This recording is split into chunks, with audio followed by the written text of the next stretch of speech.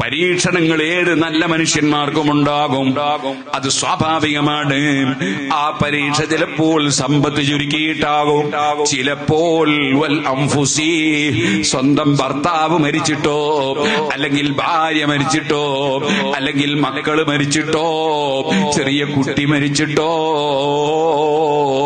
സുബ്ഹാനല്ലാഹ്, ഞാൻ ഓർക്കുകയാണ്, ഒരാഴ്ച മുമ്പ് ഞാനൊരു മരിച്ച വീട്ടിൽ പോയി. ചെറിയ ഒരു കുട്ടി നായയെ കണ്ട് ഓടിയതാണ്. പോയി ചാടിയത് അതാ കിണറ്റിലായി പോയി. ആ കുട്ടി മരണപ്പെട്ടു പോയി. ഇതുപോലെ ഇതിന്റെ പരിസരങ്ങളിലും ചെറുപ്പക്കാരെ ചെറിയ ചില കുട്ടികൾ അപകടത്തിൽ മരിച്ച വാർത്തകൾ അറിഞ്ഞിട്ടുണ്ട്. അല്ലാഹു തആല മാതാപിതാക്കൾക്ക് സ്വർഗം കിട്ടാനുള്ള കാരണമാക്കി കൊടുക്കട്ടെ. ചെറിയ മക്കൾ പ്രായപൂർത്തി എത്തുന്നതിന് മുമ്പ് മരണപ്പെട്ടാൽ, ഓ ഉമ്മമാരെ ടെൻഷൻ അടിക്കരുത്, ഓ കാരണവന്മാരെ ടെൻഷൻ അടിക്കരുത്. അല്ലാഹ് പറഞ്ഞില്ലേ, മാ അസാബ മിൻ മുസീബത്തിൻ ഫിൽ അർളി വലാ ഫീ അൻഫുസികും ഇല്ലാ ഫീ കിതാബിൻ മിൻ ഖബ്ലി അൻ നബ്റാഹാ ഇന്ന ദാലിക അലല്ലാഹി യസീർ.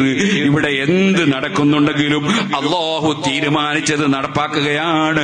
നേരത്തെ രേഖപ്പെടുത്തിയ സംഗതി നടക്കുകയാണ്. അത് നിങ്ങളെ പഠിപ്പിക്കുന്നത് എന്തിനാണ്? ലികൈലാ തസൗ അലാ മാ ഫാതകും.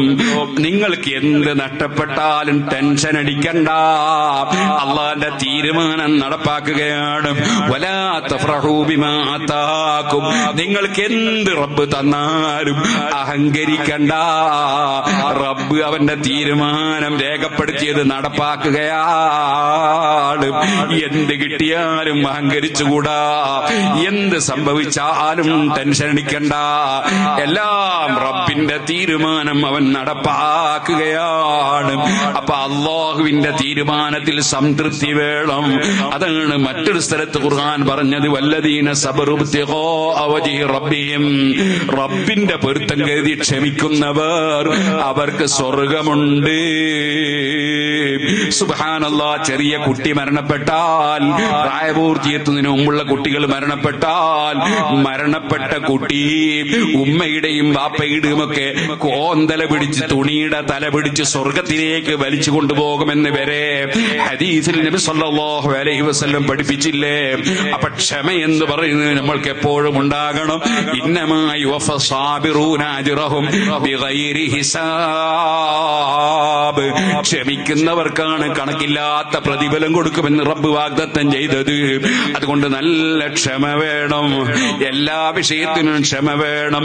സുബ്ഹിക്ക് എഴുന്നേൽക്കാൻ ക്ഷമ വേണം, അതുപോലെ തഹജ്ജുദിന് എഴുന്നേൽക്കാൻ ക്ഷമ വേണം, സൽക്കർമ്മങ്ങൾ ചെയ്യാൻ ക്ഷമ വേണം, തെറ്റുകളിൽ മാറി നിൽക്കാൻ ക്ഷമ വേണം, മറ്റുള്ളവർ മദ്യപിക്കുമ്പോൾ അതിൽ നിന്ന് മാറി നിൽക്കാൻ, മറ്റുള്ളവർ അന്യപെണ്ണിനെ ചാറ്റ് ചെയ്യുമ്പോൾ അതിൽ നിന്ന് മാറി നിൽക്കാൻ, മറ്റുള്ളവർ അന്യപെണ്ണിന്റെ കൂടെ തുള്ളുമ്പോൾ തുള്ളാതിരിക്കാൻ, അന്യപെണ്ണിനെ നോക്കുമ്പോൾ നോക്കാതിരിക്കാൻ, എവിടെയും ക്ഷമ വേണം.